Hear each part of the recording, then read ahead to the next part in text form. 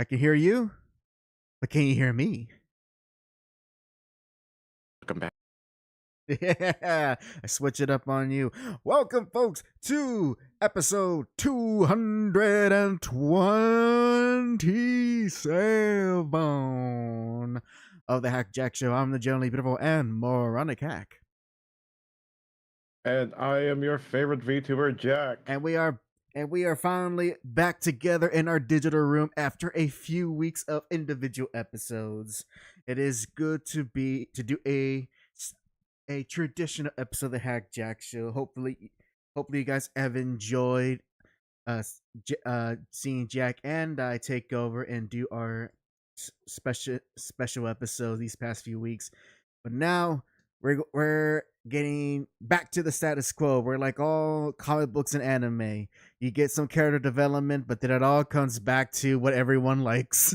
Because if you change too much, you start losing people.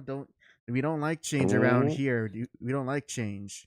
Exactly. This is why, Jack, never change your current model. If you do, you're gonna start losing Twitch followers. Trust me, believe me. I know everything there is to know about Twitch. That's why they call me the Twitch master. No, they don't. No one calls me that. But for today's episode, I actually have, because it's gonna be one of our more casual episodes, but I do have a few things that I have found that I will like to share with Jack and by extension the audience, and those will come soon. The first thing though is Jack. So I know you've been out of the loop of Street Fighter, and so have I. However, there is something that was released related to Street Fighter that I very much was caught unexpectedly, and as soon as I saw it, I just enjoyed it so much.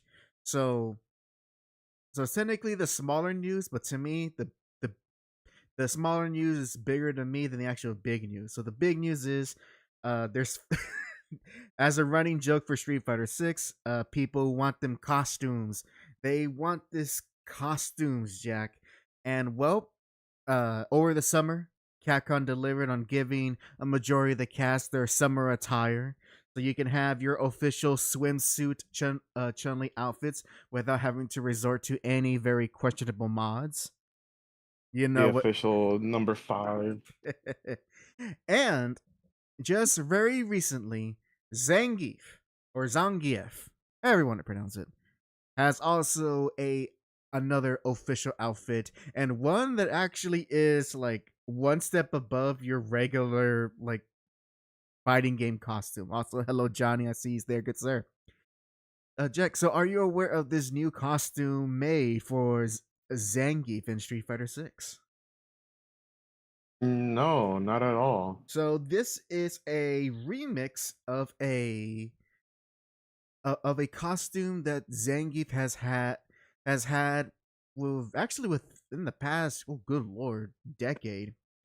And I forgot how the joke starts, but what it is another rendition of Mecha Zangief, which I believe Mecha Zangief, that concept itself, I believe it came from Street Fighter Cross Tekken. Then it made its way as a costume in Street Fighter 4, Street Fighter 5, and it returns in Street Fighter 6, but they give it a nice visual upgrade. So let me go ahead and let me get a nice image out here. Or actually, I could do you better. There's a little very short trailer we can all watch together so you can see this new Zangief outfit. And all I can tell you, just from the looks of it, it's a very Warframe like. I must admit. Oh. If I'm using the right aesthetic correctly, that's what it reminds me of. Maybe you might get something different, but I'm gonna put up the video. Of course, everyone will get to see it. And Jack, I will share you the link. Bada bing, bada boom. There you go. It is in the sources. Again, it'll be it is less than a minute, so we'll just watch the whole thing. It is just showing off the costume. Nothing too crazy about that. There we go. But and let me go ahead and make sure. Also, Johnny, if you can't handle the heat, then stay out of the kitchen. Of course, I'm fabulous. Just like that song from Sharpay, you know the one. What? You don't appreciate my High School Musical 2 references? I thought you were a man of culture. I don't know anything about High School Musical 2. Thought you were a man of culture. Oh, I am a man of culture, not a man of debauchery. Yeah. Oh, hold on. Wrong. Wait, let me see. You show you let me show the other screen. There we go. There we go. All right. So things are ready on the stream end. Are you ready, Jack, to watch this short showcase? I am ready. All right. Pressing play in 3, 2, 1, play.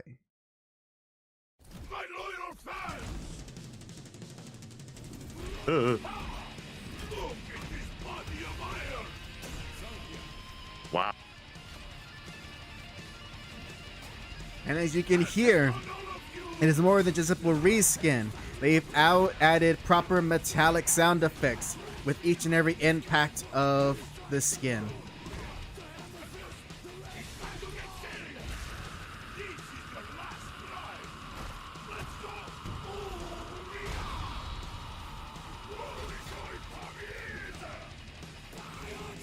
Oh my god, the detail. Outfit 4, there you go. And it's available now on all these systems. Now, that's technically the big news, but to me there's a smaller one that I think I actually like more. And also, go away, Johnny. No, actually, no, stay here. But Zank is a grappler. You have your biases. If it was Mecha Mai Shiranui, or actually, I don't know which Street Fighter girl you have a preference to, if you even have one, unless you just like all of them or dislike all of them because they're not the SNK ladies. Let me know, Johnny. I actually don't know if you have a Street Fighter lady of your choice. So I just want to show that's for context of what this next part is going to be about. So let me go ahead and disappear the screen for a second while I bring up the next video, because I'll turn it up a bit because you could hear like a song in the background. And typically, you don't really make songs for just costumes. A costume's a costume, right, Jack? Yeah. Well, Capcom decided, you know what, screw that noise. Not only we're giving a very special costume for Zangief that includes its own different sound effects, we're also giving him a new theme song. And so right here, Capcom has hired a band called Cavalera Conspiracy to make what is essentially Mecha Zangief's theme song. I'll share you again the link, and we'll listen to a bit. We have listened to Capcom music before. Don't really care about copyright, but of course we will do our due diligence and be careful, because you never know. You never know. There you go, Jack. The link is in the sources, and when you're ready, let me know, good sir, and we shall listen to a snippet of this together. And Johnny gives his answer regarding the Street Fighter leads. He says he doesn't dislike them, but they don't pack the same punch. Which you know what? That's an opinion that I disagree, but I respect. I respect that opinion. That being said, I respect the pun. it's unintentional pun. That being said, I'm sure Johnny would not mind drawing Laura, even if she even if she's like one of the more lower tier characters for him. Hey, that's your. It's either her or the Green Man. Pick your representation, or Sean. Sean. Oh, Johnny also shares. I do get a few buddies to drew over poison before telling them the backstory. That's amazing. All right, are you ready, Jack, to hear Zangief's new theme song? I'm ready. All right. Make sure that on your end you put the volume on maximum for maximum impact. Because we're playing in 3, 2, 1, play.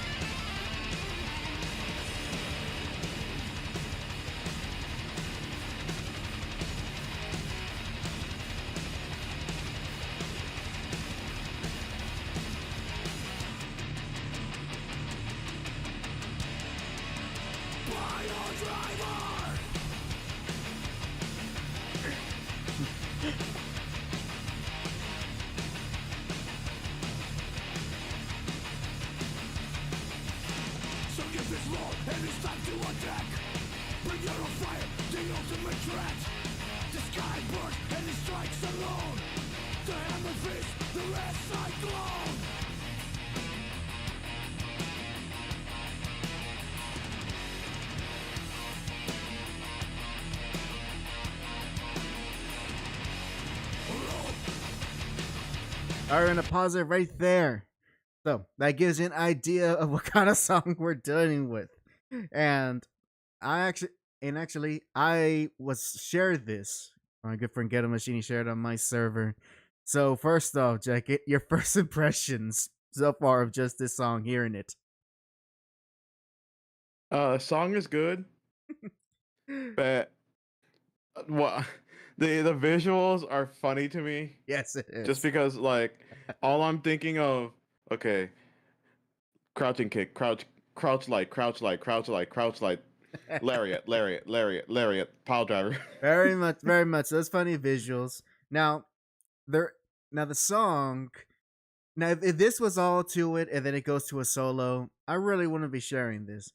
However, the band goes the extra mile because, let's just say, that the band, who I've come to learn has actually a few members that used to be part of a much bigger band back in the 80s and 90s called Sepultura. And I don't know if you know anything about late 80s and early 90s metal, but during that time period, that was when metal was transitioning from your hair metal and your classic heavy metal of like Ozzy Osbourne and Van Halen and stuff like that. As it was transitioned to stuff like Metallica, early Metallica, Slayer, Megadeth, and Pantera. So this is when the thrash metal would start to become a rising subgenre within the greater rock world. So we're gonna ask you, Jack, to skip over. I need to double check here. So skip over to accept. Trying to find it. Oh. All right, I'm gonna skip over to 145. Also, hello, get him. Hello, good sir. Skip over to 144, not 145. 144. My apologies. Gotcha. Johnny, he comments in regards to the Street Fighter lady. He said it irks me that most Street Fighter ladies have their hair in a bun or braids. In the land of Aspen and boob guys, I'm a long flowy hair sommelier. I'm sorry. I have an epiphany and a big question for Johnny. So Johnny, if you hate grapplers so much, why do you like wrestling? A question for the ages.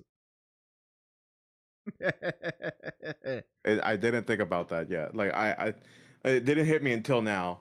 Like all the moves that Zangief is doing is like. I'm gonna predict Johnny's answer because he could have a similar answer to why he likes Angel in the KOF games, despite the fact she's technically a technical grappler, and that is, it doesn't count. It doesn't count. He's deflecting. The real question is, why do I like wrestling video games? He's deflecting. Wrestling video games because ooh. All right, we'll get to the video, but I'm trying to guess what was your wrestling game, Johnny? You can tell me, but I'm not trying to make a guess. Let's see. You're not that much older than me or younger than me, so around the same age. I don't know what non-Sega systems are popular in Brazil. I'm gonna assume, assumption here, is probably gonna be a WWF wrestling game on the PS1, which there were a few, but around that era, the N64 ones were more popular. But there was some on the PS1. Were any of those your wrestling game, or were you of the crowd? Okay, I was going to PS2 during the SmackDown versus Raw years 2011. That makes a lot more sense. You know, that makes a lot more sense. I'm trying to calculate here when the answer was right there. You're overthinking it. Yes, I was. But then it would have been hard to figure out which year. It had to be. Let's see. Oh gosh, this is a side tangent, but I remember during that time, I always wanted to play a SmackDown versus Raw game. The problem is that I never saw any of them available for the GameCube, and I did have a PS2. And even if there was one available to me to get at that point, there was always another game that I wanted a lot more than SmackDown vs. Raw. So I missed out on that era of wrestling games altogether. All right, that's tangent out of the way. Back to this video, and Jack, you're gonna hear how the second half of this song goes. So, are you ready, good sir? I'm ready. All right, press and play. In 3, 2, 1, play.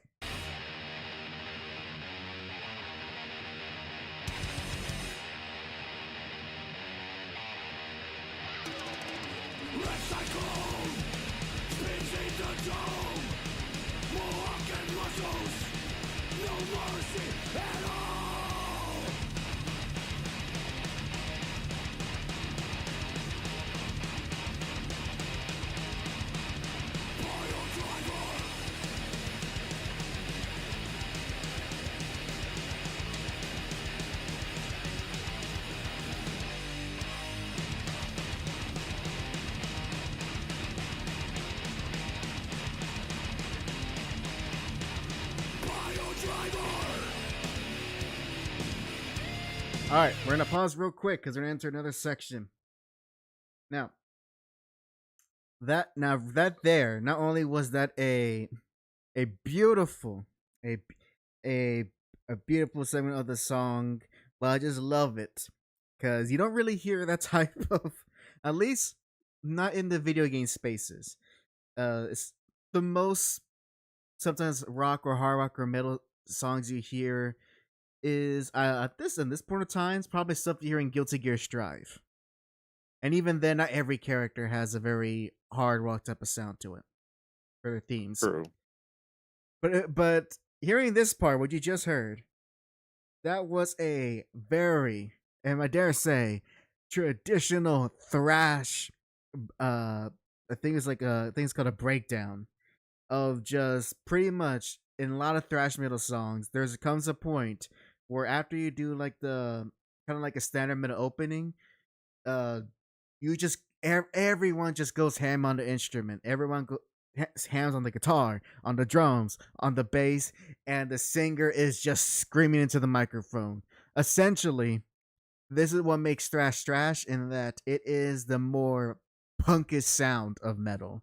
And that was what you just heard there, a bit of that thrash sound put into a Street Fighter game, and I couldn't be more happier. In fact, I had to control how I was driving as I was listening to this on my way to work. He was running over several old ladies, running over kids. Man, it was a. While I saw the cops chasing him. my speakers are saying, "Pile driver." Yeah, I can't believe he suplexed a cop car. Oh, so to me it was just beautiful. And now the next part, which is the last unique segment of the song we're about to hear, is I would say it's the cherry on top. So you got the standard metal opening in the beginning into the thrash breakdown, and this part is the cherry on top, a little fan service for people who enjoy Zangief. So we're gonna play it for you right now. Jack, I'm at 2 minutes and 34 seconds, and if you are there, then we can prepare and press play. Let's move it back to 2:30. All right. So we can hear the whole phrasing. All right. I'm at 2:29, but that's just as good. All right. Pressing play in 3, 2, 1, play.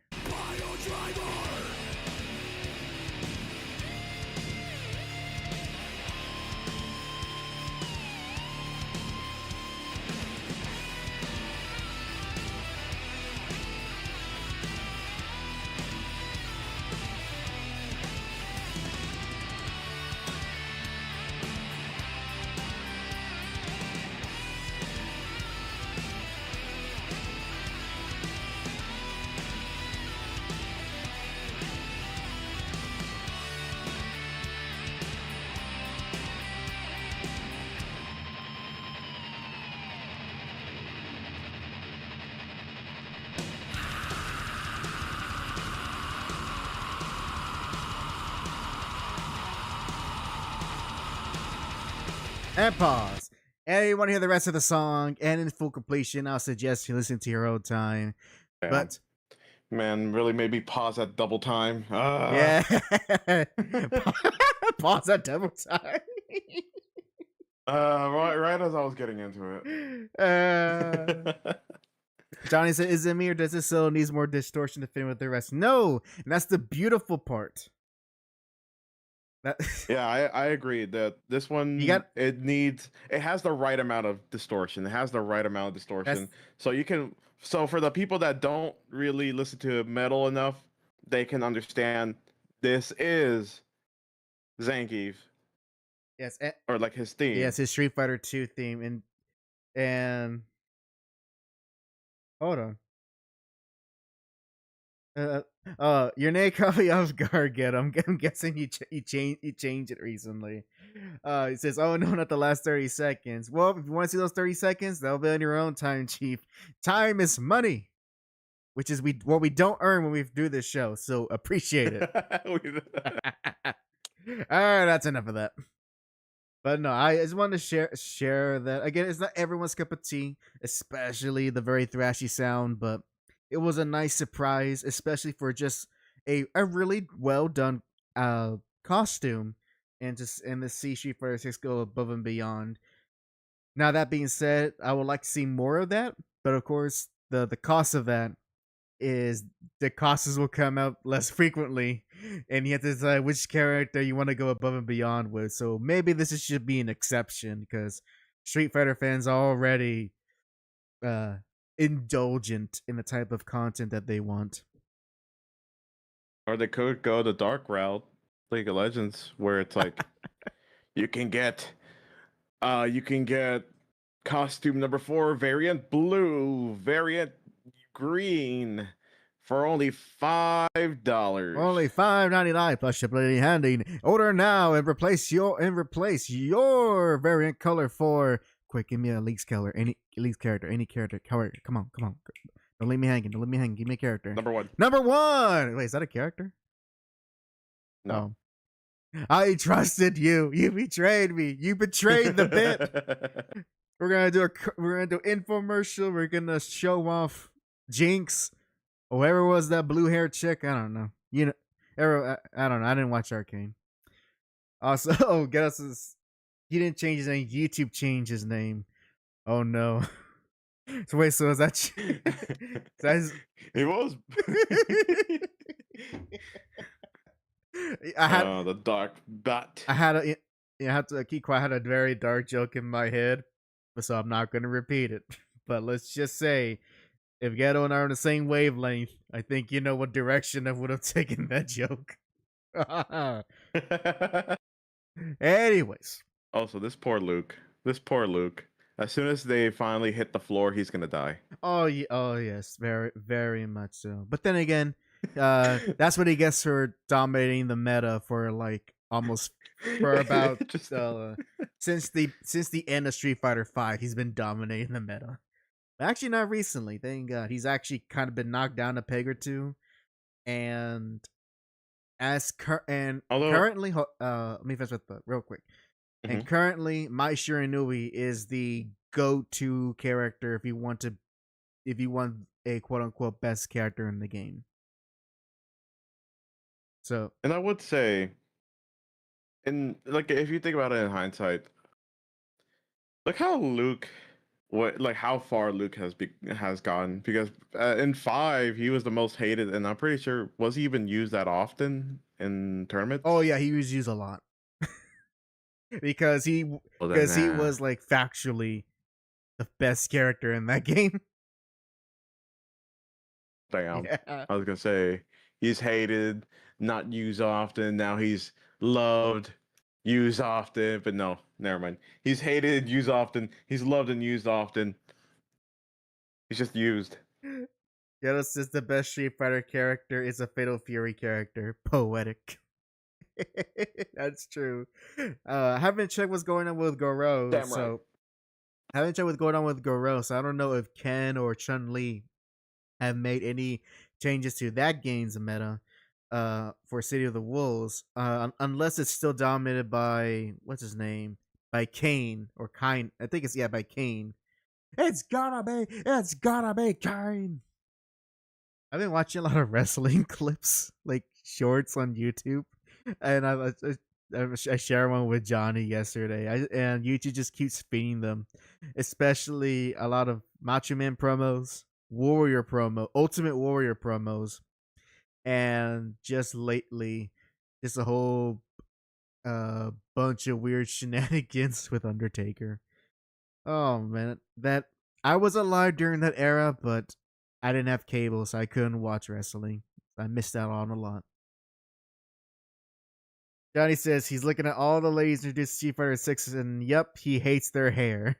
Aki's hair too is a crime. Oh, but Ghetto disagrees. I disagree too. It's unique. It's not long flowing locks that you want, Johnny, but it suits her psychotic nature to have a very hat-like hair. It doubles as a hat. All right. Doubles as yeah, it doubles as umbrella too. Well, no, that's the trick. Because once it starts raining, then it just flops down. Because all those chemicals used to keep it up, it just dissipates. Not unless she's got that real strong stuff that Johnny Bravo uses. You ever seen a? Nah, what you do? I think I recall there's like a moment in that episode where he has so much gel product in his hair that to make it shiny, he has to use like a buffer to make it look shinier. That won't fall off in like when he's older. Oh, mama, when you look this good, it don't matter how old you age. You always look good. Or you'll say something like that. But I was gonna say, what if Aki does all the hairsprays and then the last coating is that hydrophobic hairspray that just like makes things hydrophobic, so all the rain just kind of falls off. Then you have this weird thing where all the hair is coming from the rain is coming off, but then it doesn't really cover much of her body, so she still gets wet.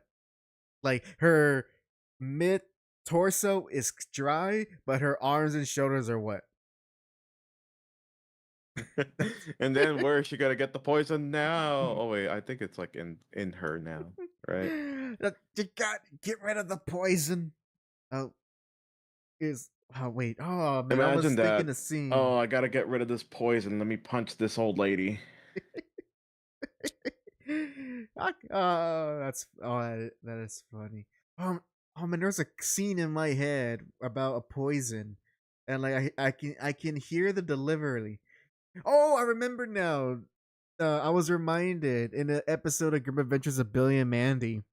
Grim gets poisoned, and he's begging Dracula to suck out the poison from him. And Dracula, instead of helping out, he is more bothered by Grim accusing him of sucking the act, I should say. And so Dracula goes, Dracula don't suck. He what was it? He scrapes and licks. Scrape and lick. See? Scrape. But you're a vampire. But you're a vampire. I can't do Grim. Oh man, gosh, that era of Cartoon Network. I should get those shows on Just DVD. imagine how awkward that is. Imagine how awkward that is. You're like sleeping in the middle of the night, and then Dracula comes out, bites you in the neck, but then he just ends up scraping and licking your neck. That is the best way to stop vampire romance fiction when women realize, oh, they don't actually suck your blood, they just scrape and lick. Yeah, I mean that's how bads do it. Some people would be into that. Yeah, but not all, because they want to feel like that. That like it's kind of like kissing, but it's killing me. Okay. Oh, so for I show off some other things. I actually want to ask you, Jack, this important question, and the audience can also chip in if they have their own answers too. And that is this question: have you ever realized that, especially when it comes to games, when you look back on what you owned and what you actually played, maybe this is just me, but you ever realize you stop and think about it and go, man, I did not play any of the big games that came out during my time.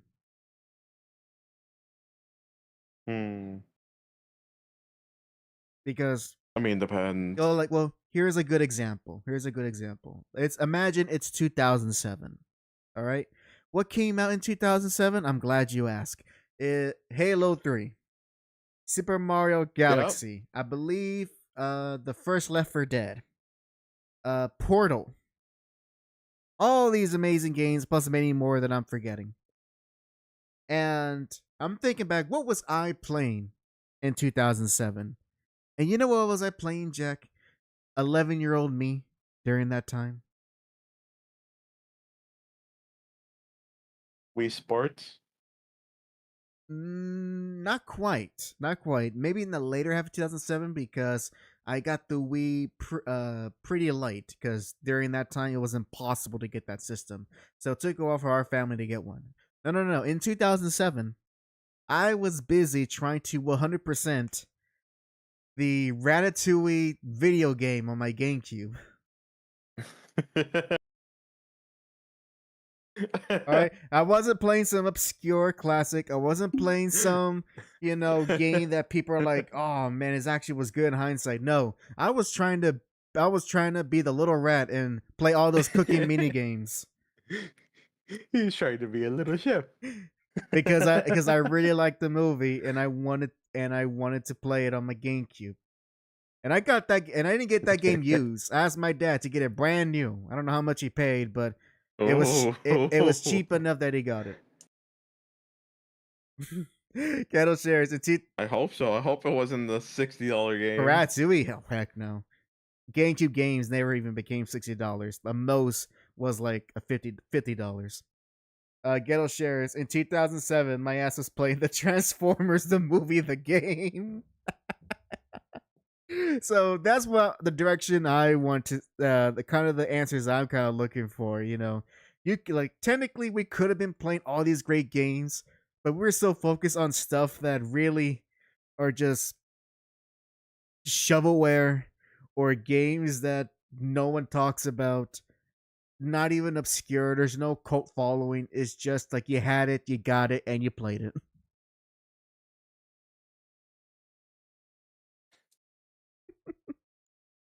Dang, what was I playing during? Well, of course, I was playing Halo 3 for like God knows. But I don't think there was that many games other than like I guess Battlefield or Call of Duty. But even then, that quickly went away from my interest. Right, and I'm thinking and I'm thinking to what I to my playing habits, and I can still remember what was a lot of the games I put a lot of time in my Wii, and you bet your ass I put in hours solo play on Mario and Sonic at the Olympic Games. I got so good at all those mini games. I tell you what, I was good at the fencing. And you know what's the funniest part? I technically had like two different games to play ping pong on the Wii. There was the Wii Sports version. I'm sorry, the Wii Play version, and the Mario and Sonic at the Olympic Games. And I had to choose like which ping pong do I want to play today. I tell you what. Oh, For me, that type of game was Wii Sports. Oddly enough, whenever I did get the Wii games, although since that was the only game I had, I was very good at all of the mini games. And I remember at one point I got so good at the bowling one that I was doing consistent perfect games.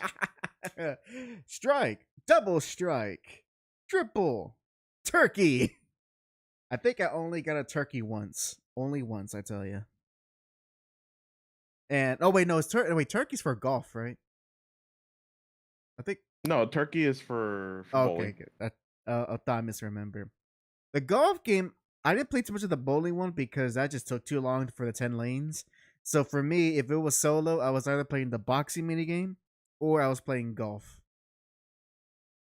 I just Oh, that boxing mini game! I destroyed the last guy. I forgot his name now. the black the black guy. Yeah, I You destroyed destroyed him. I don't know why people were saying like, "Oh, he's too hard." No, I destroyed that man consistently. Because that was the only game he could play. So yeah, nothing better to do. I never got that far. But then again, I stopped playing the Wii boxing as soon as my dad discovered that the virtual console, and the first game he bought from that service was Punch Out. And that's how I learned to play Punch Out at such a young age. But I never actually beat it because that game is just it's too much. It's too much. I tell you, it's too much. Wimp. Oh yeah. Let me see you reach up to either Mike Tyson or Mr. Dream. All right, let me see your playthrough. But give me a Wii and I'll do it. Nah, actually, I think the most convenient for you to play original Punch Out, not the arcade, but the NES one, you have to probably go either NSO or go through alternative means, if you catch my drift. No, you can definitely go to play it online. Probably, but then how laggy is it gonna be? Oh, Not at all. You gotta be like those people who's like, oh no, there's a slight delay on my controls. This is a trash port. Oh, I hate this. I got a half-second delay. No, I can't play it. It's unplayable. This port is trash. These game companies don't know what they're doing, and that's why I support emulation, so I can play these 30 FPS games at 120 frames per second as God intended.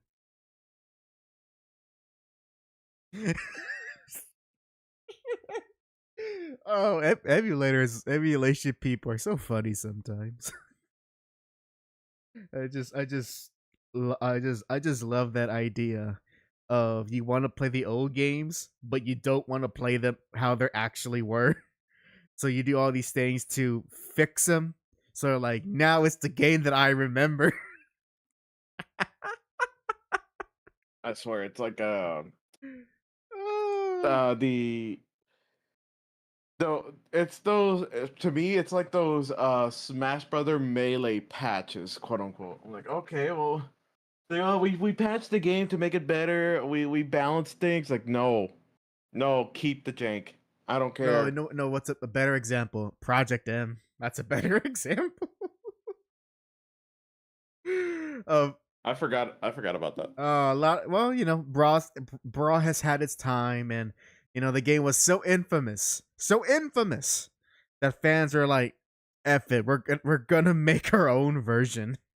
And in fact, that actually transitions to the next thing I want to share, because Jack, even though you have shared countless times that you only really had three consoles, and each of them with different amounts of time: the Wii, the GameCube, and the Xbox 360.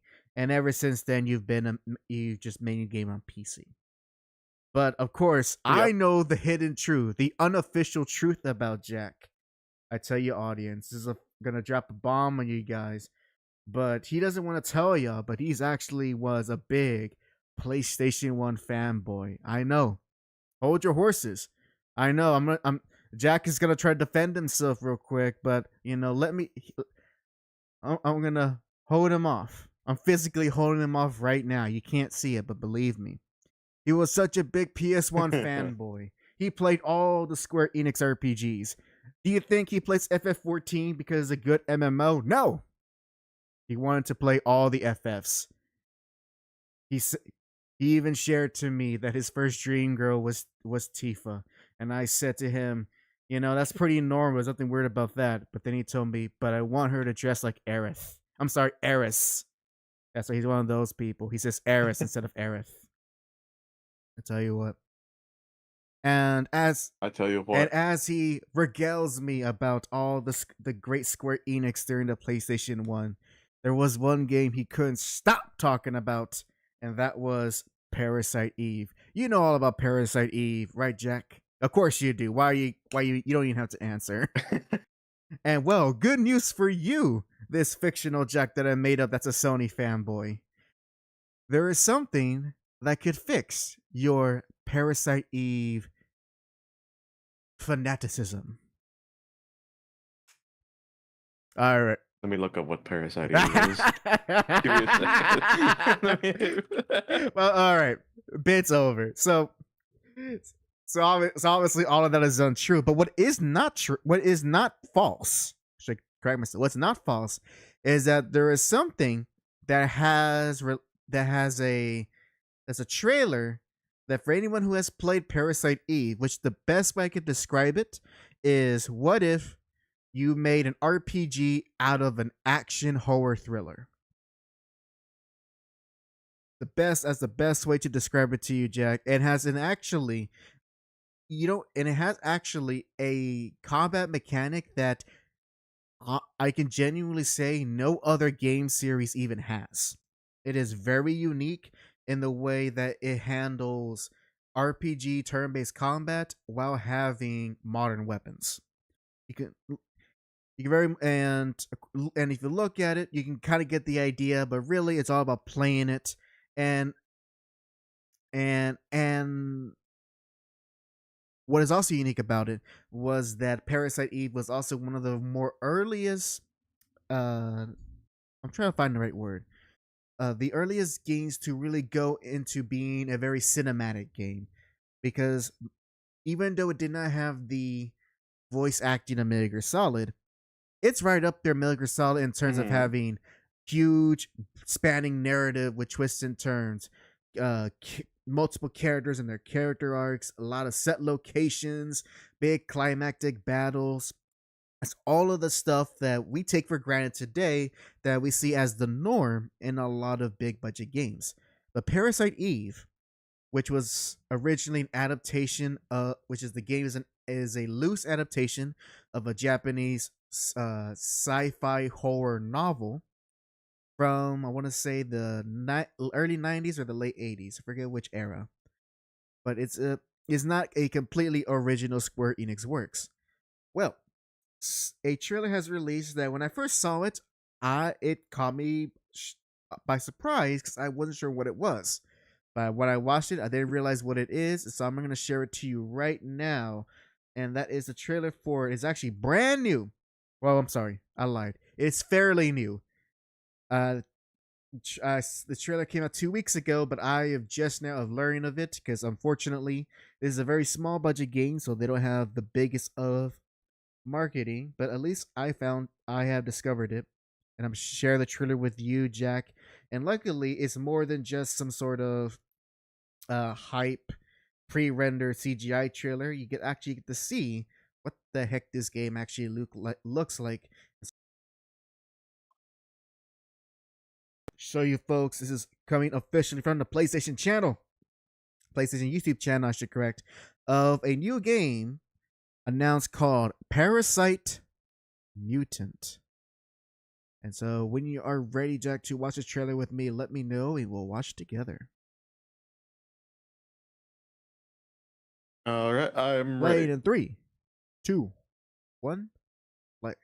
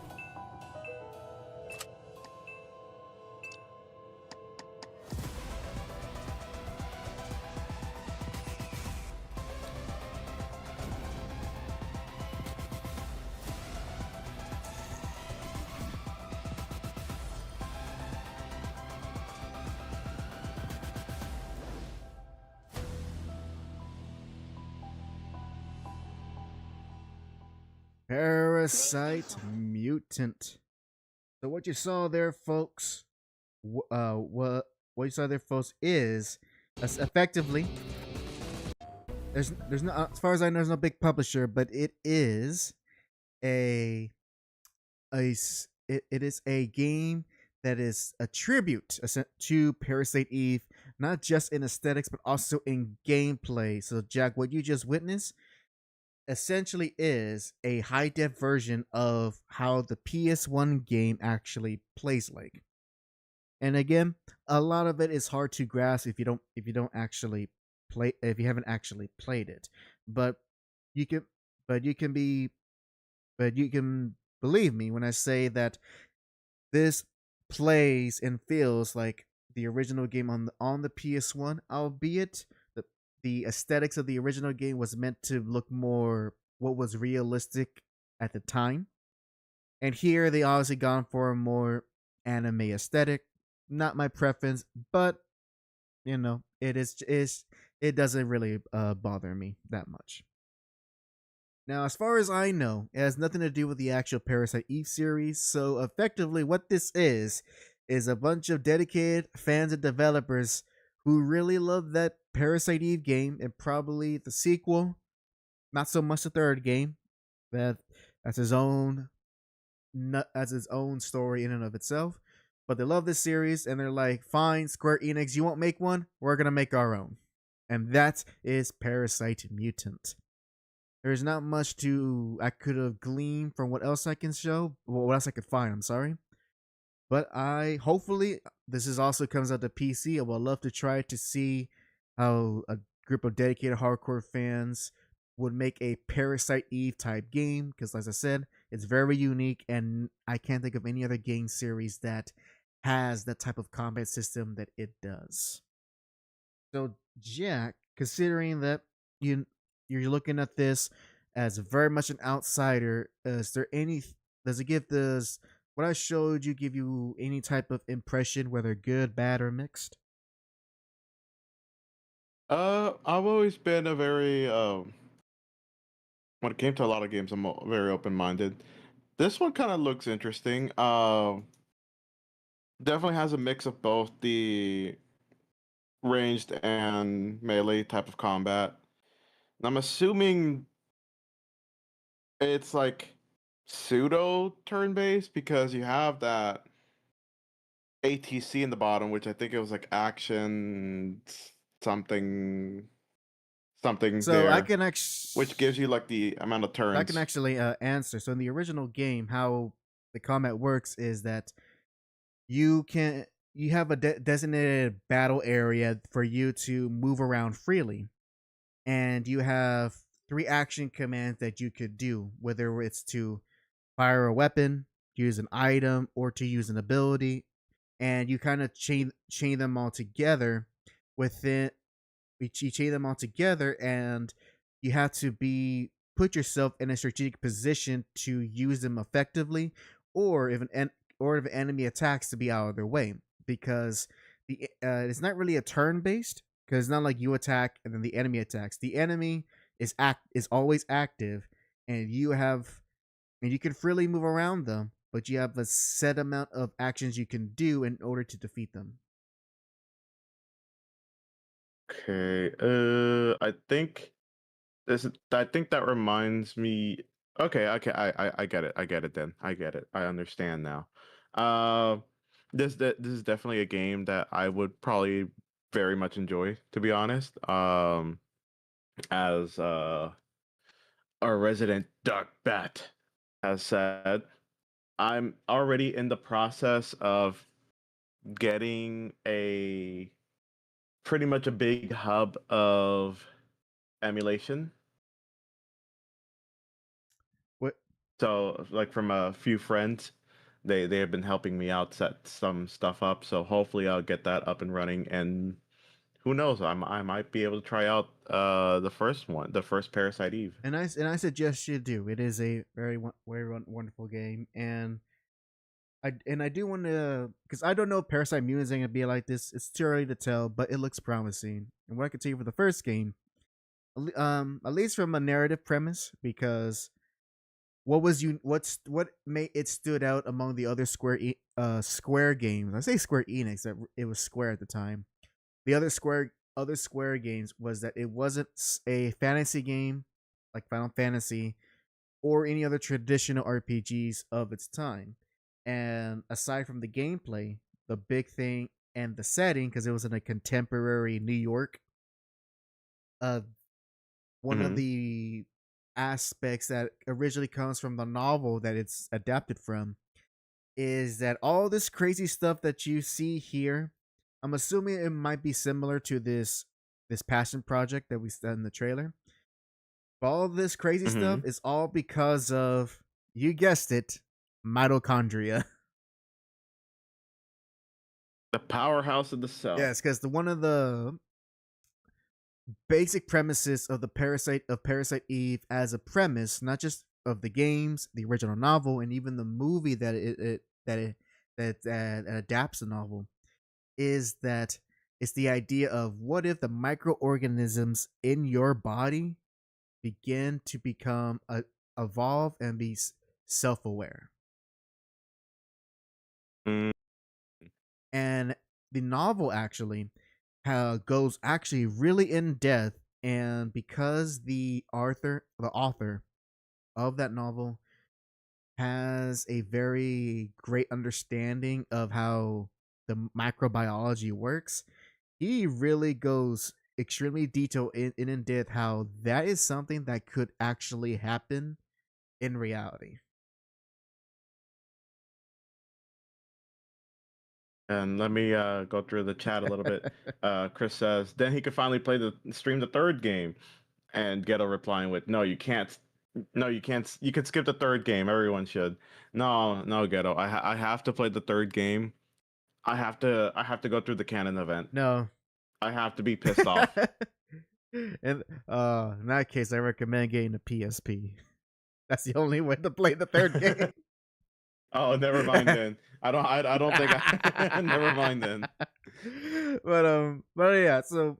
So it's a very interesting premise, and I won't say much more than that because it really goes crazy. Like it is as sci-fi you can get. So I just want to show that off, and I know Yeto mentioned that there is something else. Looking past looking at the chat real quick. Let's see the 45 Parabellum Bloodhound. I looked that up in my own time. I feel like I might have seen that before, but I'm not so sure. But Parasite Mutant, keep an eye on it. It's still pretty early of when this game will come out or anything. So in the meantime, if you have yet to play Parasite Eve, or it's been a while since you have played Parasite Eve, give it a shot. You'll be genuinely surprised from that game. And let me go ahead, get out of the video scene. Boom. There we go. And I'll tell you, that was a good surprise because it's Parasite is, as I said, Parasite is very fascinating. And in fact, a few months ago, do you know this is related, but do you know a YouTube channel called oh man, it's a phrase. It's beat every game, complete every game, something like that. The every game. Not the completionist. No, it's right? not the no, not the completionist. No, this one's 100% less drama than the completionist. And did you realize that he's actually back? Yes, I yeah. Were you aware of that? Oh yeah, I'm caught up on my completion list lore, and all I want to add to that is I never trusted Carl Jobs, however you pronounce that guy's name, and and I want to thank the better for the completionist, and at the same time I also don't feel bad that Carl Jobs lost that lawsuit to Billy Mitchell.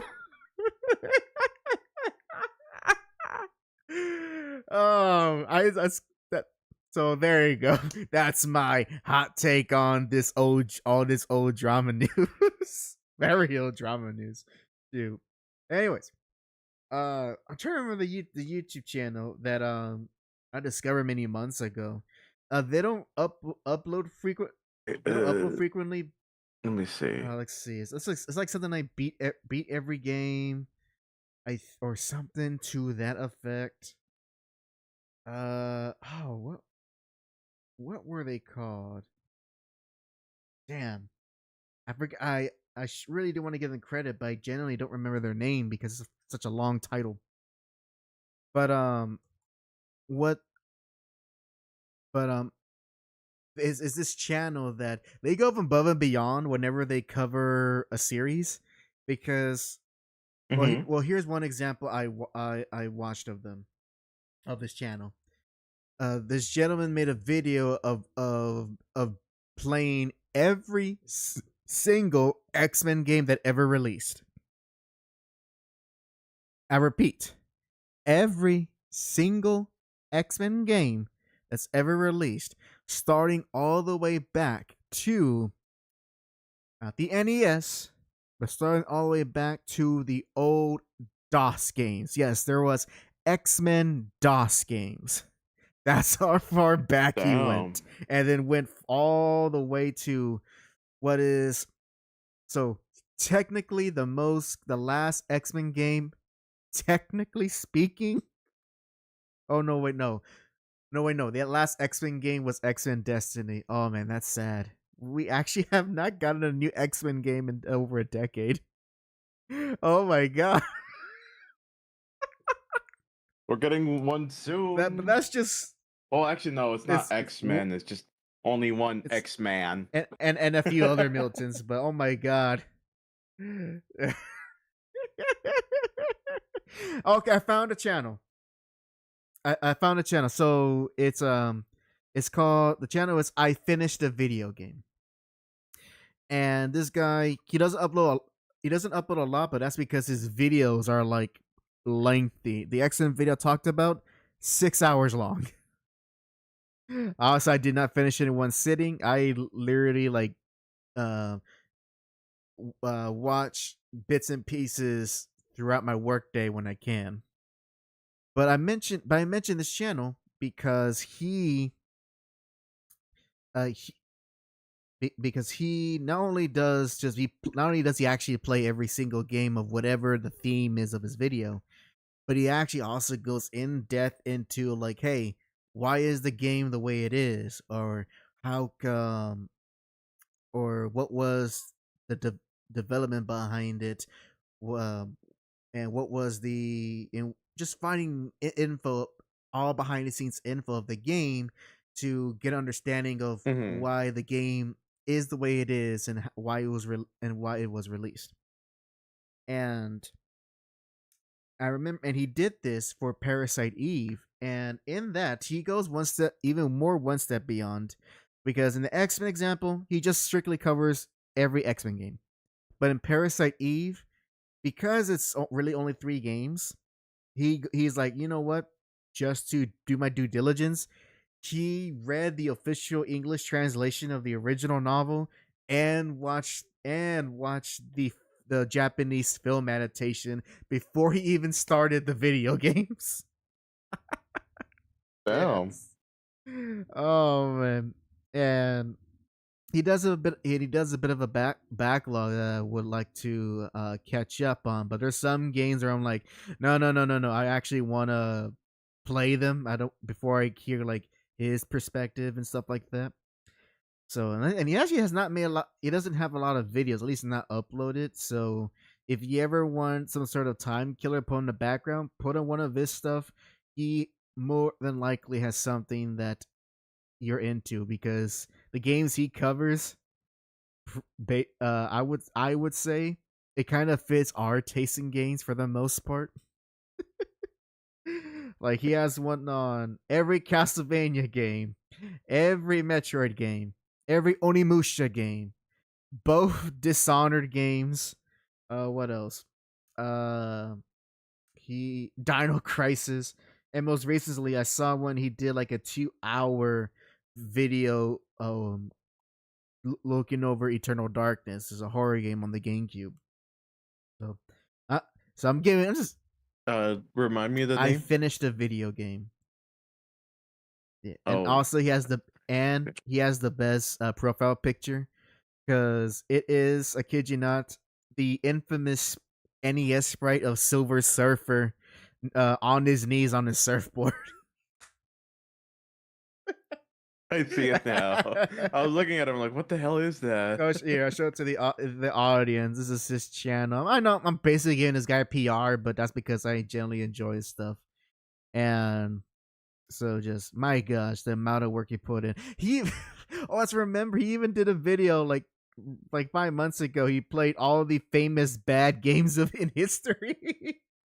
Oh my god, that's so weird. I went through halfway of that video. How I didn't know I was watching a video of his. There you go. So that's how I learned a lot more about Parasite Eve, aside from what was in the first game. But switching gears.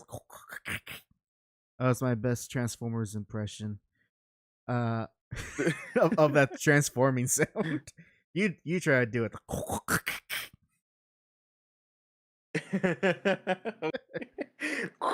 I can't. No. Howard, you must be a Decepticon in disguise. My favorite one. I think my favorite one was this one guy. It was like a Mexican guy. He's like, Transformer.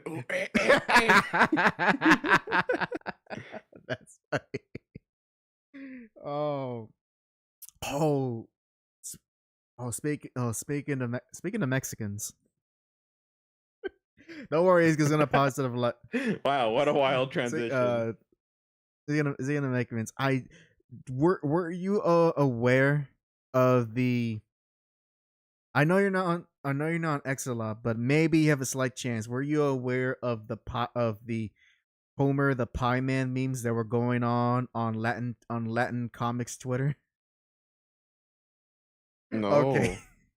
I'm gonna try to see if I can fill up a whole bunch of examples, but basically, almost like it's either last week or maybe 2 weeks ago, uh, an artist on Facebook, he did like just a silly drawing where there was an episode where Homer Simpson dressed gets like his own costume and he calls himself Pie Man. And the whoever was the original artist that was on Facebook, he decided to redraw famous comic art, were replacing like Batman with Pie Man. But it wasn't like some shoddily done thing. It's like, no, we're gonna draw Pie Man exactly like the original art style of the artist of the comic. And then eventually that joke then fled into X, and just a whole bunch of other Latin artists were just making more and more Pie Man memes of just drawing Homer Simpson in the Pie Man costume with and all these famous comic moments of history. So let me see if I can just show you some real quick. It I think by this point the meme has quiet down, but I should be able to find some. And keep in mind, this was exclusively only on the Latin comics fandom. Not it this didn't make its way to the English speaking world. It was only in the Spanish world of comic book fans. Let's see. Okay, so let me go ahead. I'll go ahead and share. I'm gonna do a Discord share with you, Jack, so that you can see what I'm looking at. Because I have to give you a real time look on X. Hopefully, you won't see nothing odd. There we go. And here it is. All right, let me know, Jack, if you can see my screen. Oh, and of course, I have to let the audience see, of course. Where is my there? I can see. All right, so we got I'm going to just do that. We got the first one. We have someone drew a famous all-star Superman art with Homer the Pie Man holding the pie. So you got that one. Pie Man the Return of the Diddler. Oh, I don't. Oh no! Why would you call him that? No, because that's Flanders. He goes, "Is a diddly dee." I know. All that. I know, but the Diddler. Oh, let's see. I forgot what this was. But this is original Superman art, and so here's Pie Man. Oh, so you try to find the bigger ones. Oh, here's the famous one with Demon in the Bottle with Iron Man.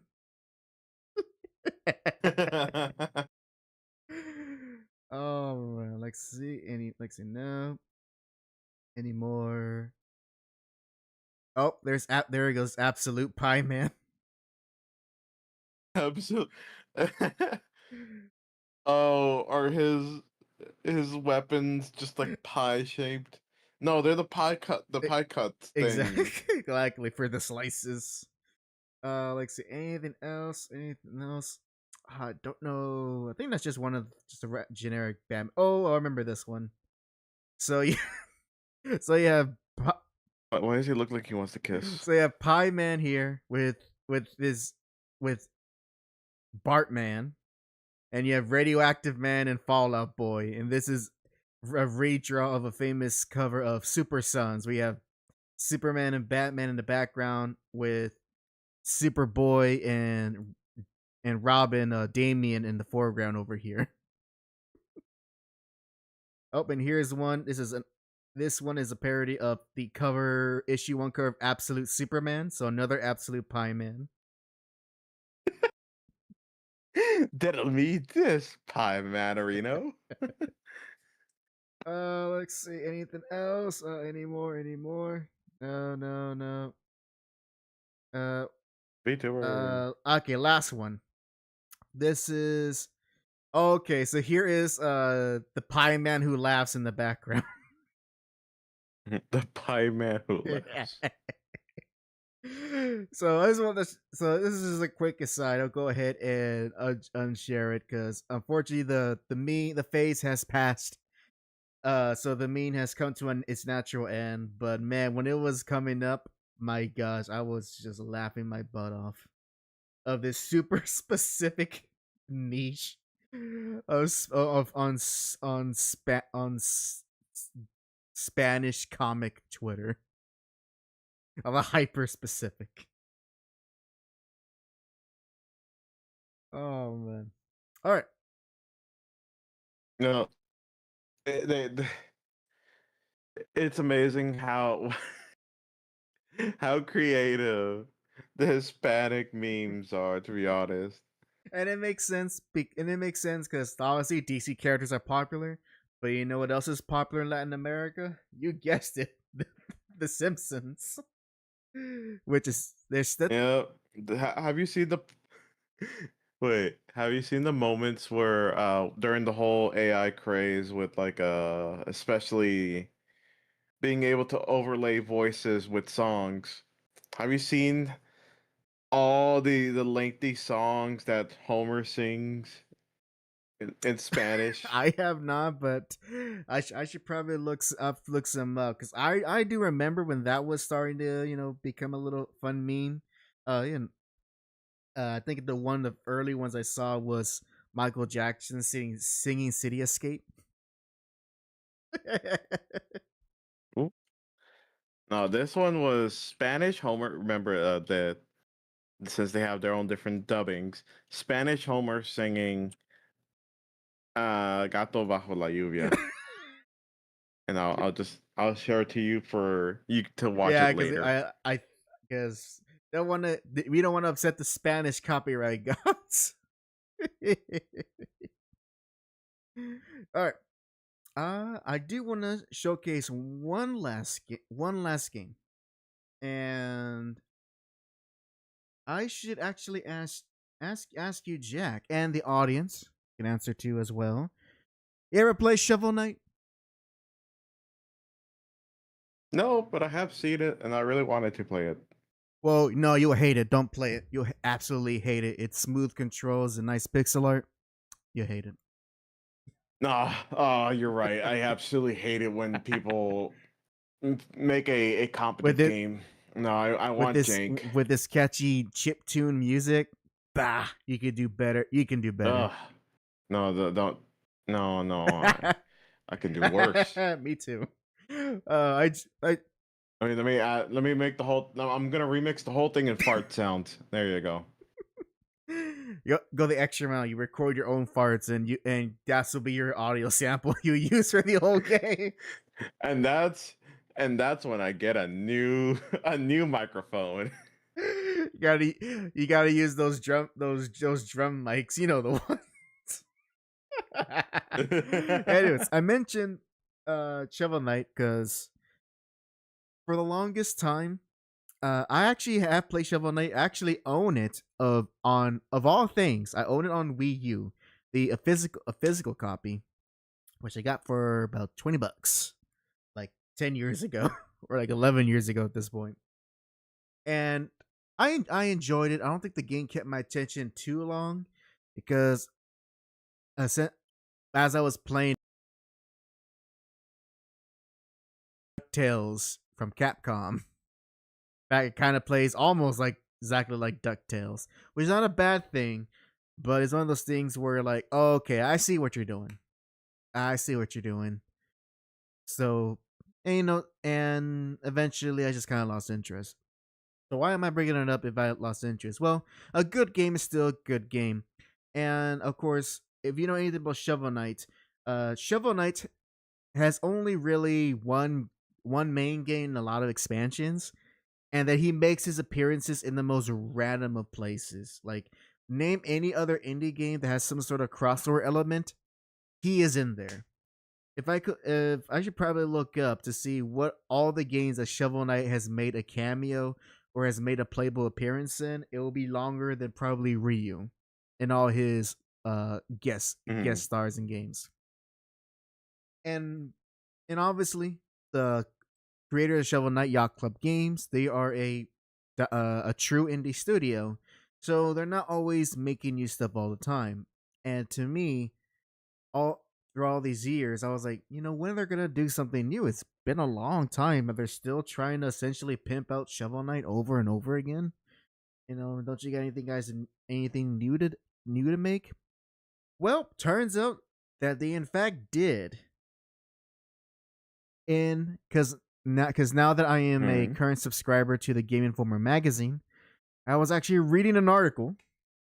That sounds less fancy. I was reading an article on print, no less. Haha. I was reading an article, and they have a whole article dedicated to Yacht Club Games' newest title that's actually going to be releasing very, very soon, and that is a game called Mina, the Hollower. And well, first off, Jack, are you aware of this game at all? No. Oh, good then. So let's go ahead and take a quick look at the trailer. It is very short, and it'll tell you everything that you need to know what kind of game this is, and you will recognize it almost immediately. So I'm gonna go ahead and send you the copy on the sources. Yeah, the notre French accent. Stupid American. Yeah, now I'm just making noises now. All right, I shared you the link, and let me go ahead the video ready for our dear viewers as we look at Yacht Club's newest game that's coming out very soon, Mina, the Hollower. Jack, when you're ready, give me the go. And 3, 2, 1, play.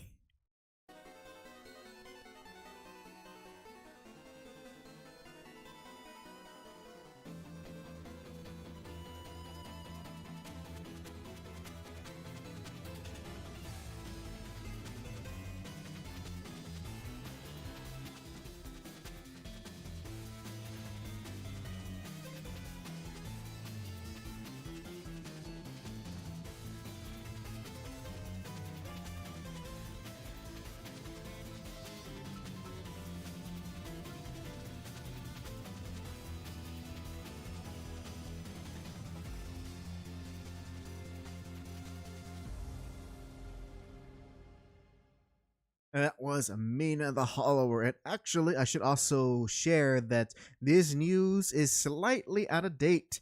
So the trailer said it'll be coming out on October 31st. Unfortunately, as of if I can find the news here on Yacht Club's actual website.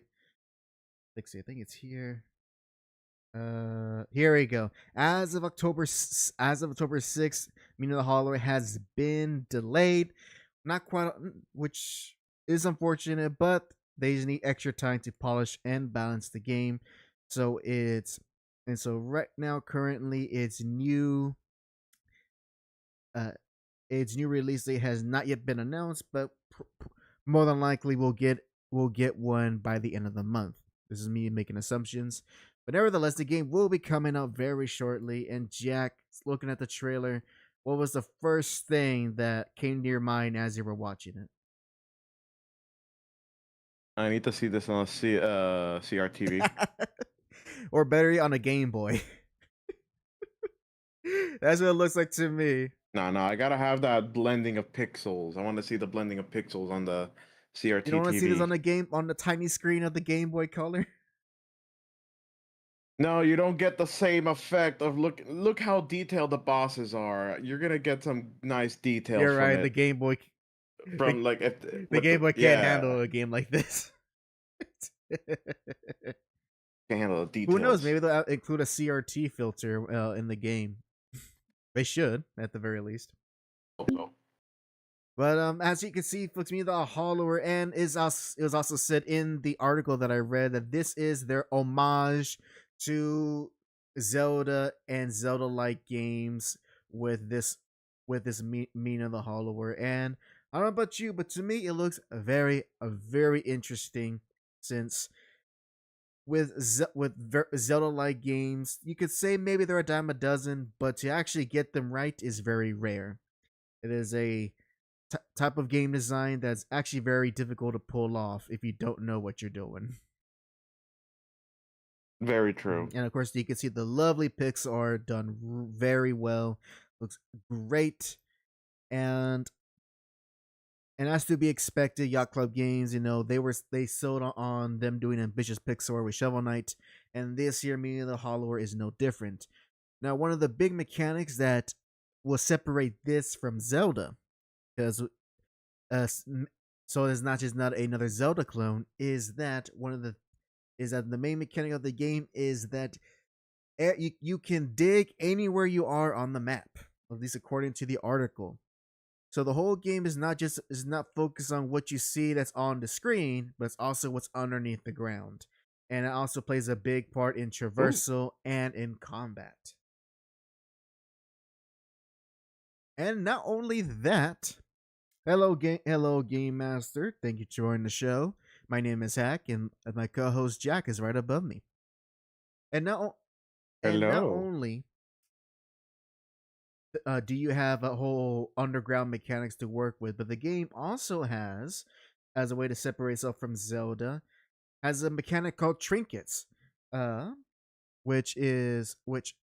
are trinkets in the context of this game? Well, basically, throughout the entire game, you can collect resources and create essentially items to add buffs or debuffs.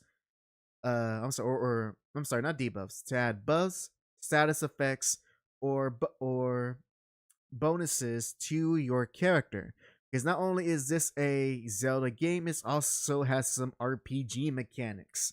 So you can then make your Mina have certain builds and play it to your style as you progress through the game. So, which is something you can't really do in Zelda. You only stick to one weapon and the certain amount of power-ups and magic you accumulated, and that's pretty much it. Now here in Mina, you get full range of how you want to play the character and the type of strengths that she will have to make your journey better. And according to the Game Informer article, they are promising to have a lot of trinkets for you to experiment with. I believe we saw a little bit of that in the game. That's right here. If you want to take a look for yourself, Jack, if you pause at the 33-second mark, you can see all the types of trinkets you can equip to your character to create your own unique build of Mina. I can only imagine the 100% runs for this. Oh, there will be too much. There will be too much, I tell you. Game Master, you asked us, what's our Halloween costume this year? I wish I could say to you that we'll have one, but unfortunately, I will not have a Halloween costume this year. Sad, unfortunate. So, but for me, the only thing I have when it comes to that could count is in my streams. You'll see me dressed up as a ghost. There you go. But if any of our audiences have a costume, they are going to dress for Halloween.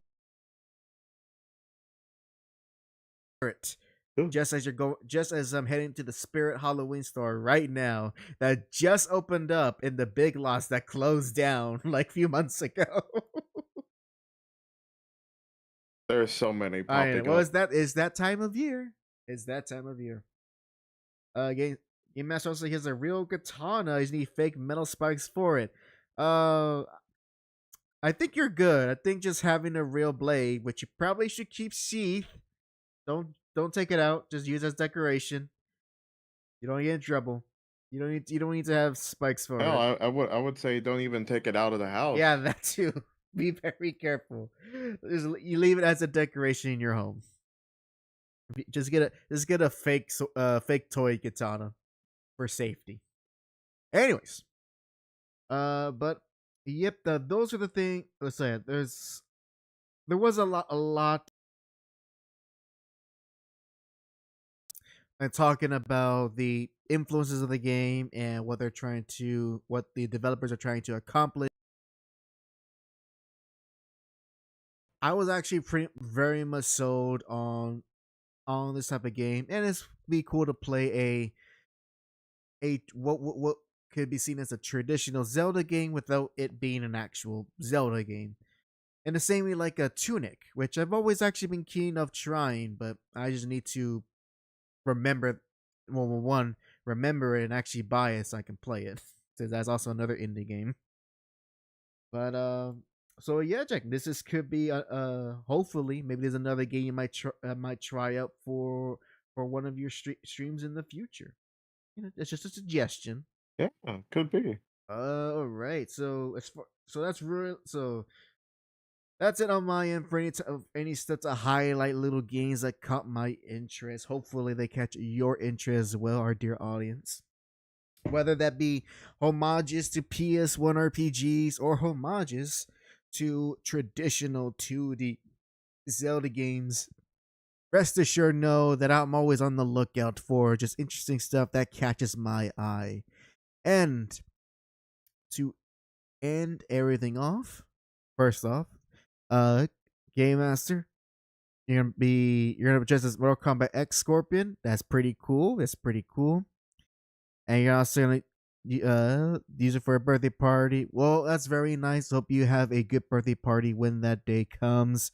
And as pretty meats, that's a pretty cool Scorpion that you're gonna have. Again, just leave the real sword at home.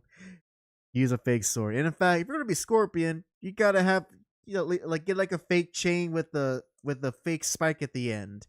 That's his real weapon. I mean, you had a katana, sure, but like come on, gotta do the get over here. Can't do a get over here with a katana. True.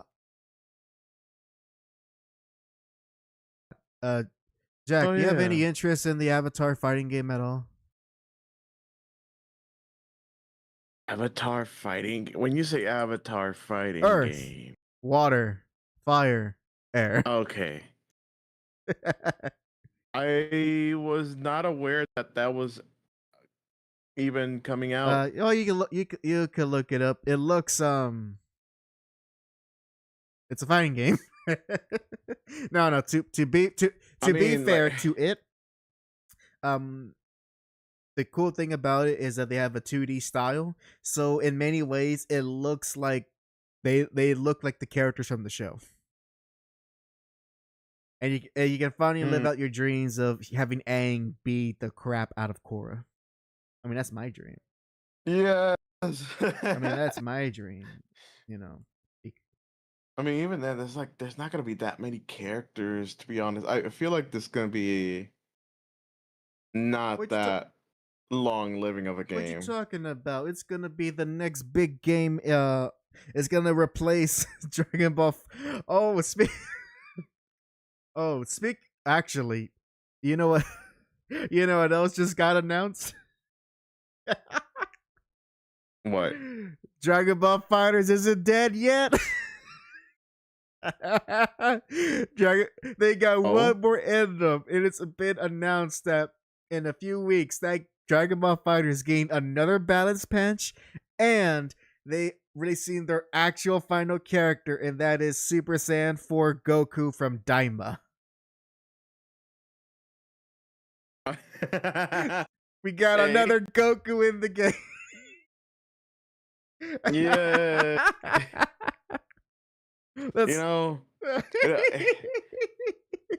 I gotta ask this question. Well, even then, never mind. Oh, actually, I don't think I can ask the question because I don't think it has an answer. What we should do is let's try to remember all the Gokus in the game. This is for fun. So we got Goku, which is Super Saiyan 1. We got Super Saiyan Blue Goku. We got Kid Goku from GT.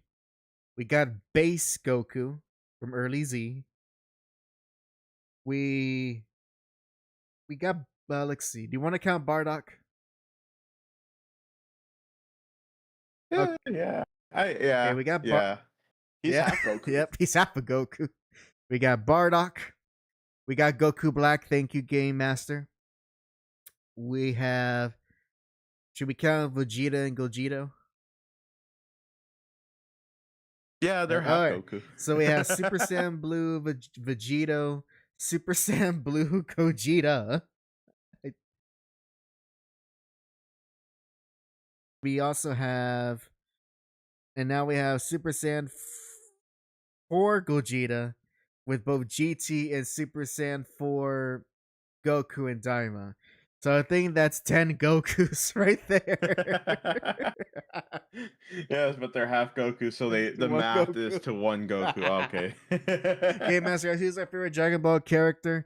Unabashedly, my favorite Dragon Ball character is, well, number 1 is default is Goku. Like that should be everyone's number 1. So the real answer is who's my number 2.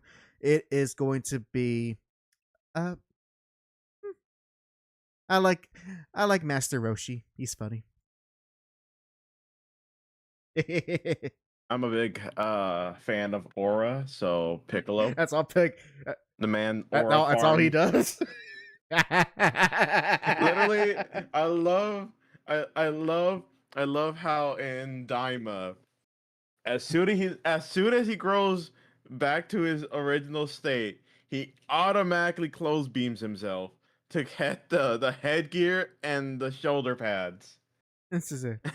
And it gave us, I believe you're trying to say Shenron. If that's who it is, like the actual dragon, let me know. Oh, he also likes Cell. Yeah, Cell is a very good bad guy. Of all the villains though, I actually like I actually like early Z Vegeta. I liked him as a villain. But I don't want to get too deep into the Dragon Ball discussion, especially since we're almost near the end of our. I feel like I was forgetting something. Does it have anything to do with 2? Oh. Yeah, it had something to do with Dragon Ball, I think. Damn. Bonk me in the head. Someone remind me. Remind me, someone. Is it Daima? Is it do with fighting? Dragon Ball DLC? Are you? Oh, I feel like it's like right there, but I just can't get it anymore. Damn, you're. My head's filled with Piccolo. I can't remember. Piccolo's there, just aura farming right in front of what I'm talking about. He distracted you with his aura farm. It was very effective. Oh well, I'll probably remember it right as soon as you end the stream. Probably. And Ghetto, he actually asked, so are we gonna be Invincible or Avatar fighting game? My answer is neither. Oh, now I remember. I was looking back at the chat to see if I can remember and jog my memory. Ghetto, I will not be able to join you in 2XKO. Nope, I can't join in 2XKO at all. My personal boycott for Riot Games is still ongoing. They decided that the best course of action is to put their freaking stupid ass Vanguard anti-cheat in a fighting game. Oh, good lord. Oh, I know you felt about that. Again, I have a big thing against kernel level anti-cheats. People already know that by now. That is, with that, I will not be playing anything Riot related. He's a man of principle. You can't knock him for that. I can join because, well, I got no stake. I got no stake in this game, and it's free, so I could try it out, and then after that, we could then play some Marvel if we don't jive with it. Some Marvel, baby. Some Marvel Infinite, right?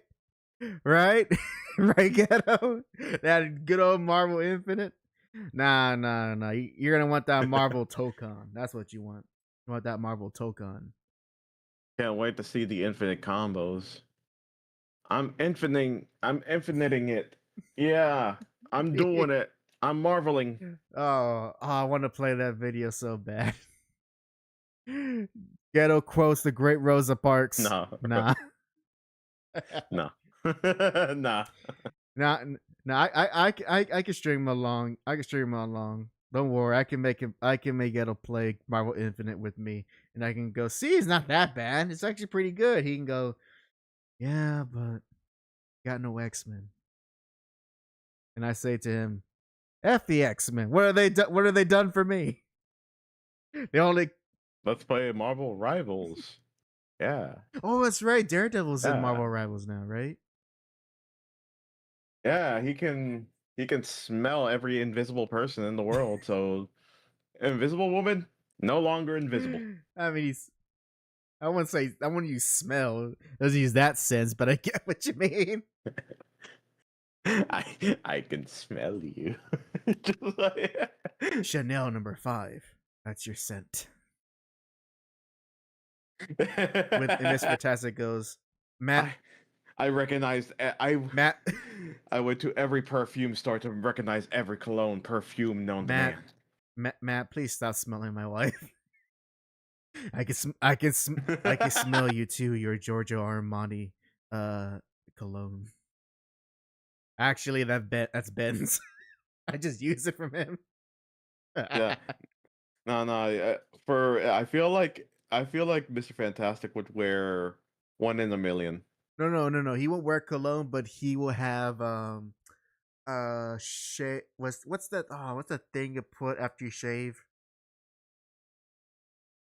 Yeah, he'll put in some strong aftershave.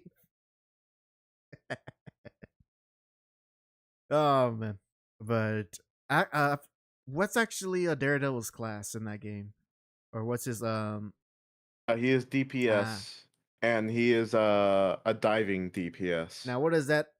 From what I've been seeing. Okay, now what does that mean? A diving DPS?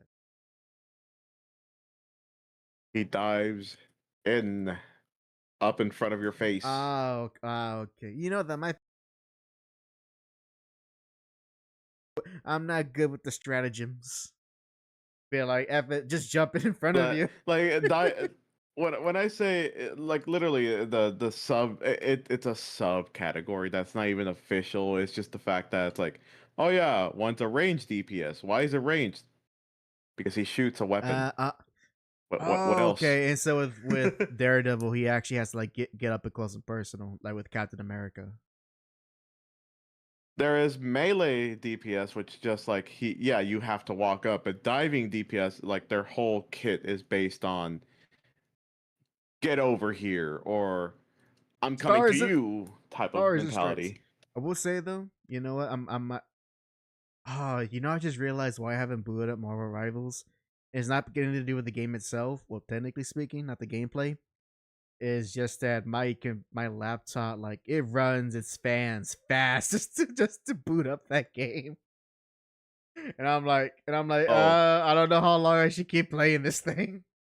The fans, you'll be fine. The fans are working overtime. You'll be fine. Just listen to my PC. It goes crazy mode whenever I stream a heavy game, but you don't see it complaining. At least here's a proper desktop. It's got some meat on it instead of my laptop over here. Who knows? Maybe. Oh, and guess who's the voice actor for Daredevil? Is it anyone I would recognize? Yes. Famous actor Kinda. or famous voice actor? Famous voice actor. Has he been in a lot of anime? He's been in a recent anime. Actually, yeah, he's been in a lot of animes too. Yeah. Channel. Yes. Is he British? Oh no, he's not. Okay. He's not the.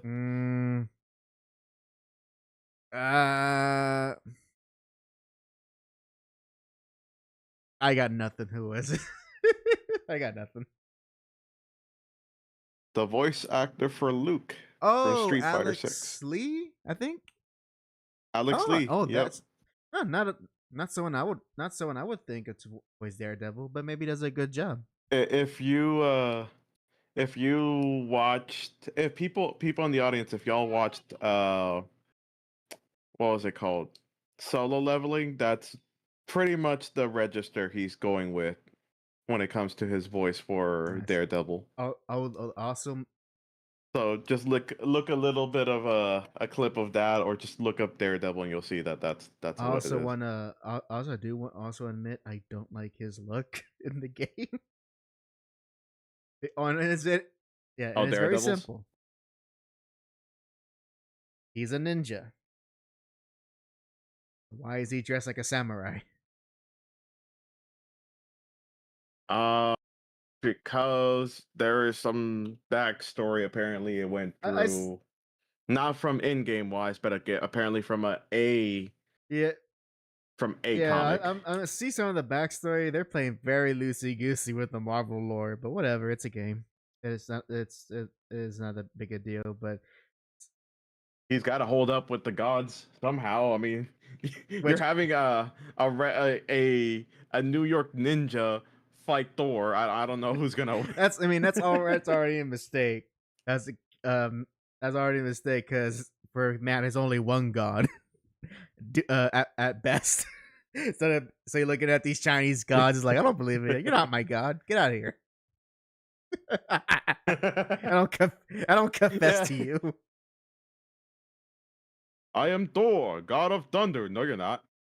What do you mean? I am. Then I command the heavens and the like. No, you don't. Then Matt says, "Well, legally, you can't call yourself that."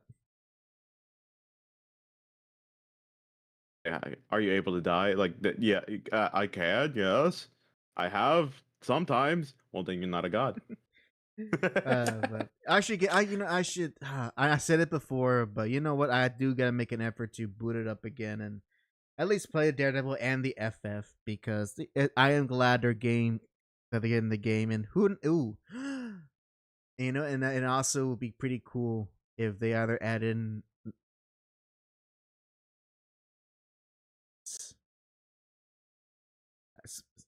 That would be especially Elektra.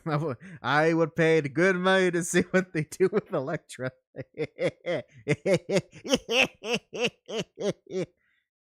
Electro or Electra with an A. Oh, okay. I was about to say Electro. Like, oh, do you want the old school version where it's like the star shaped? No. Give me the Jimmy Fox. The JAC. I still can't believe that in No Way Home they make Electro look like he's working at like he looks like an electrician. What we're doing with the electric hero? Make him.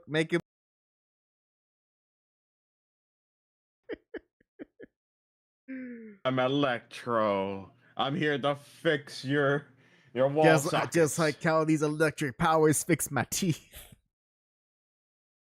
That's like the few things I still remember from making Spider-Man 2. So remember, folks, you have crooked teeth, do what Electro did. Fall into a giant container with electric eels, and that will instantly solve your bad teeth. Yep. Do it. You surely will not die from that. You see the electromagnetism from the eels, it gets stuck into your teeth, and they all, since after that it magnetizes your teeth to be perfectly aligned. Exactly. How do you think Steve Harvey got the teeth?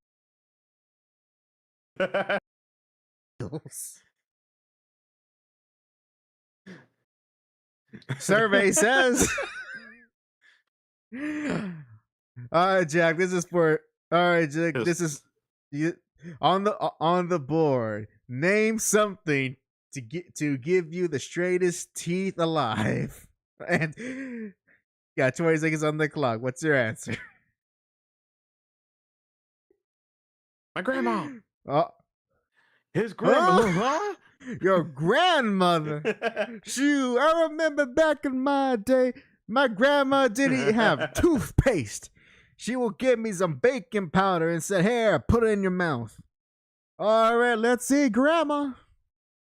The first one. No, it's like ding, the first one, and you got the the perfect Harvey White face. Oh, he does a good job selling that. He does. Well, actually, I don't know. Does it good job or a bad job? I can't tell. It's either. It's like you can't be surprised every week, but somehow he manages to do it. And it's amazing how quickly Family Feud has like transformed ever since he became host. Oh yeah, especially with just how the families. I bet they're not even there just to win money. They're there to see if they can rile up Steve Harvey. Yeah. Naked grandma, naked, huh? What? It's like, oh Lord. All right, Jack, name something a teenage boy will look up online. Now remember, you're on national TV. So be careful what you say.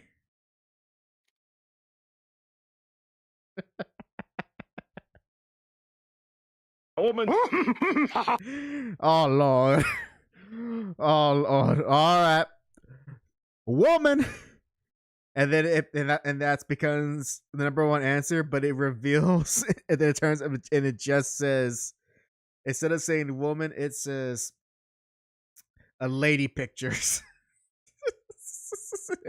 Number one answer on the board. I wish I had a soundboard. I could play all the Family Feud sound effects. That would be amazing. Oh my god, that would be amazing.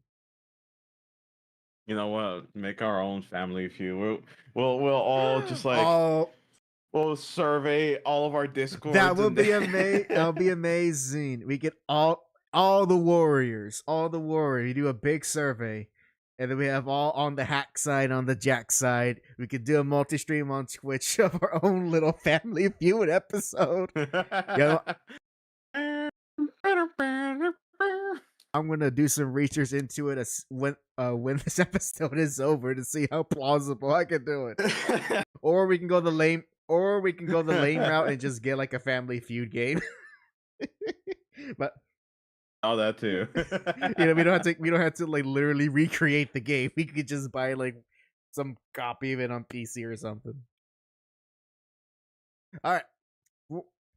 But with that all that said and done, let us go ahead and start closing off our episode of the JAC Show with, of course, our usual announcements.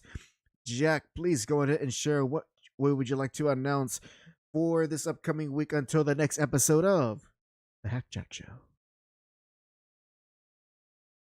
So let's see. For tomorrow, I'm gonna be starting to play some horror games. I'll look through my list of what I got, and I'll then go ahead and play that horror game. If I remember, let me see. Let me look. I do. I think this is a good time to start playing the Resident Evil 7 because I never played Resident Evil 7. Oh, you're gonna hate it. Uninstall it right now. You're gonna hate it. You're gonna think it's the worst game ever. Damn, let me refund it then. Let me refund it. I don't know where I got it, but I'm gonna refund it. And you know what? Was what you do. Ready? Reinstall RE6, play the Ada campaign by yourself. I won't join you. Because that's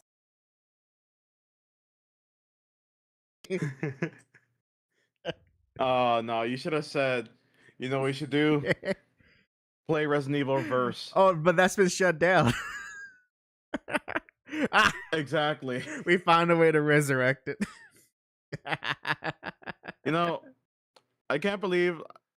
Wow, man! If it's been shut down, then it sucks that I can't even go back to complete the achievements. I have 3 locked achievements. Don't worry, we'll do it. We can alternatively just play Dead by Daylight, and we can be Leon and Claire as the survivors. That's good enough. Anyways, I'm derailing this. Continue with the announcements.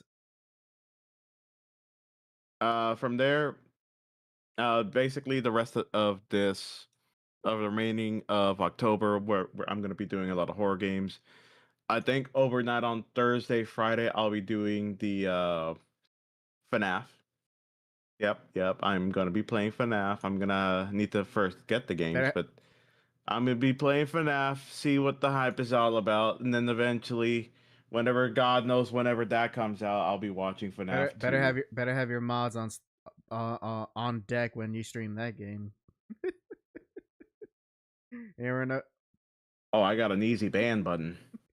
All right, and would that be all, good sir?